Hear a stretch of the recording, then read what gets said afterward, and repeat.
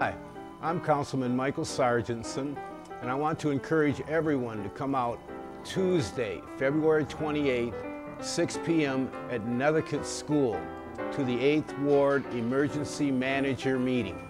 Here you will be able to ask questions, give your opinions, and be a part of the solution. Please show up Tuesday, February 28th, at Nethercutt School. Be a part of the solution.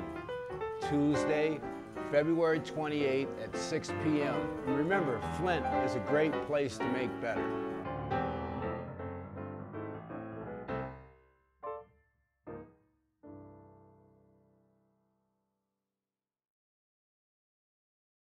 So don't be mad about it. That's just the way it is.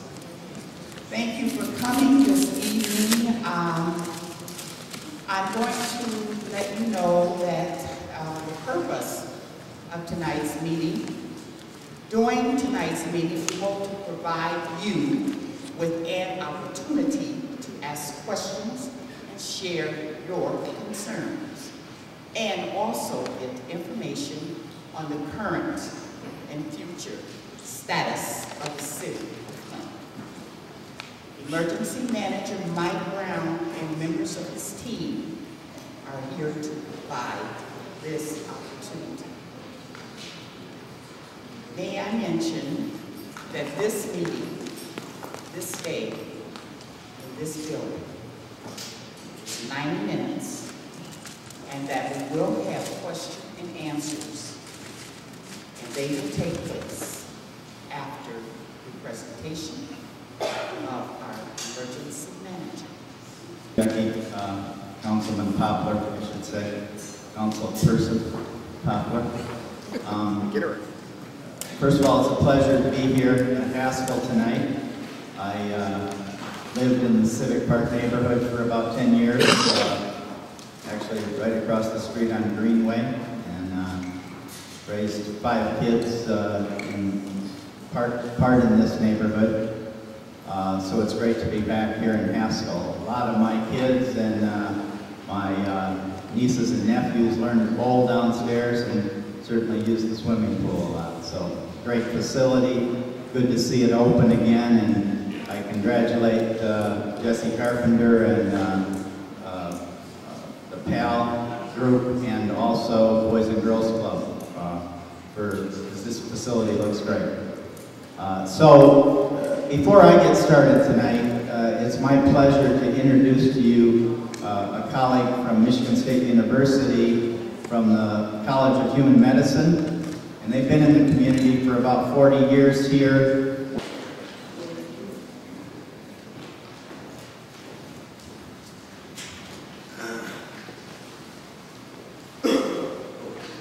Let us thank Dr. Singo one more time, please, for coming to our community.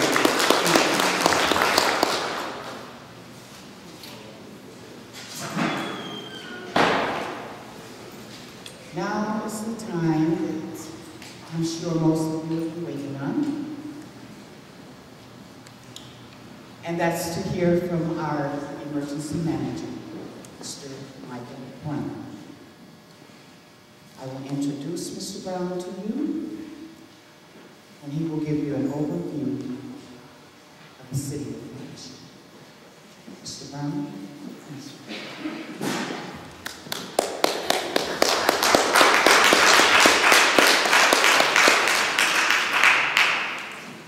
Thanks, Jackie, and it is, again, great to be here at Haskell tonight. What I want to do, really, is to, as we've done 3 of these ward forums, and the idea is to really have a good give and take, have you ask questions, have me answer those questions. But I do want to just go over some of the challenges that we're facing, just to share with you why the city is in receivership. First of all, we have a $9 million deficit in the general fund. Secondly, our general fund is subsidizing parks, building inspection, waste collection, things that we have millages to pay for, but because because our tax base has gone down, the millage can't provide enough revenue to pay for those services, so we have to subsidize those out of the general fund. Now, what have we done since, I've been here since December 1st, and there's certain specific actions that we've taken. First of all, we've had a net reduction in expenses of about $600,000.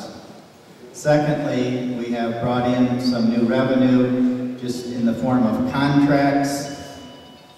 I can't believe I forgot to turn off my cell phone. So. Can you hear me now? It's my wife. Tell her we said hi. Sorry about that. We're talking balls. There you go. But that is around $500,000 in new revenue.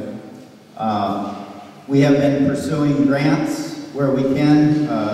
One was a Department of Energy grant that we lost, about $800,000 through the work of our city attorney and others on our staff. We've been able to resecure that money, and that money can be used for retrofitting of City Hall, so making it more energy efficient, that type of thing.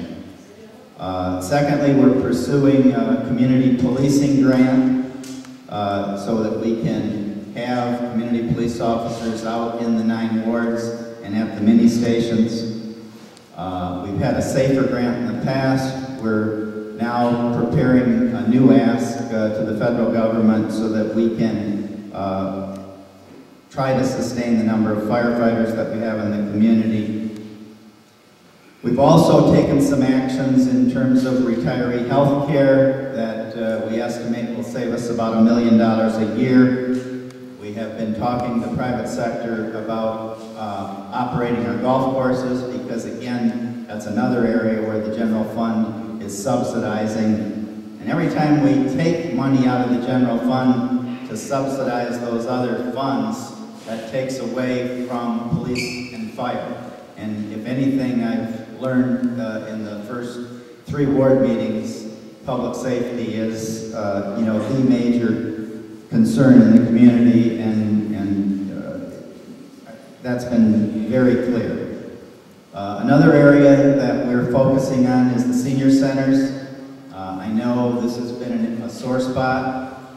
We're looking at options to operate those senior citizens centers in a more efficient manner, have more program services, but do it at less cost. Obviously, not an easy thing to do, but I think we're talking to different folks in the community that can provide those services, and hopefully we can improve them for senior citizens. Another major area that we have to look at, that we are looking at, is the collective bargaining agreements. 80% of the budget is personnel, and so if we're going to address this $11–12 million deficit, we've got to take a look at how much it is costing us. Another major issue that has come up in the community is the cost of water and the water pipeline project. Howard Croft on my staff, who's the Director of Infrastructure and Development, has been doing a lot of homework. We believe that we can, we're paying about $11 million a year now for water that's going to Detroit. That's where we get our water from.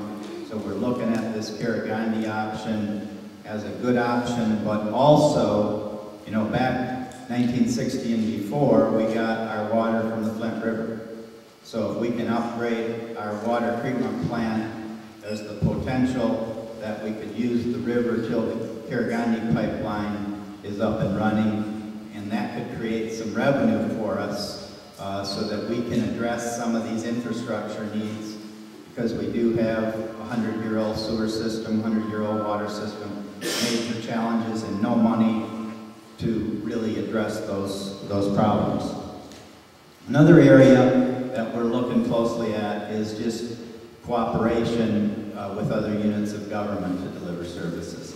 And this is one that the governor set up a fund called an EVIP Fund, Economic Vitality Incentive Program. They used to call it state shared revenue, and actually it was, you didn't have to compete for it, but now we have to compete for it.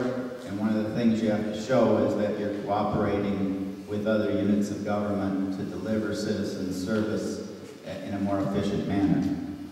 Another key issue that I know Chief Lott, when I first came in day one in December, he said, we got to do something about this lockout because, you know, we have no place to put people. We're issuing appearance tickets and people are really laughing at the system. So that's an area that we've been talking to the state police about. We've got to find funding. Again, we don't have that funding, and the operational cost is anywhere from $800,000 to $1.2 million for that lockout. So those are some of the things that we're looking at, some of the things that we've done. And with that, I'm going to close and open this up to questions, and I'll try to answer those the best I can. What I would say is I do have some staff here. If I can't answer a question, I may call on one of them for help. And I also have some folks here, I think, who participated in our advisory committee. So just like to ask the staff and those committee members just to stand up and be recognized. Thank you.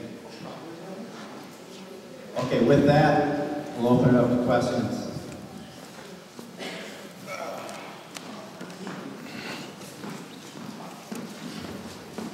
I'm sorry. Jackie is going to share some ground rules with you. And I should say, Councilperson Papa. Sorry. Yeah. She needs the mic.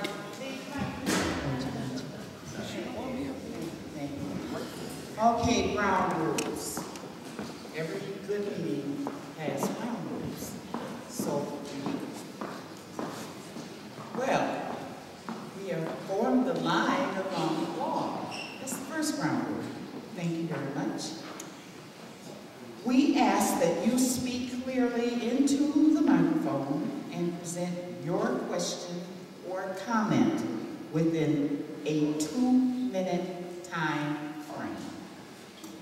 We ask that you take no longer than 2 minutes because we want to make sure that everyone who has a question gets the opportunity to ask their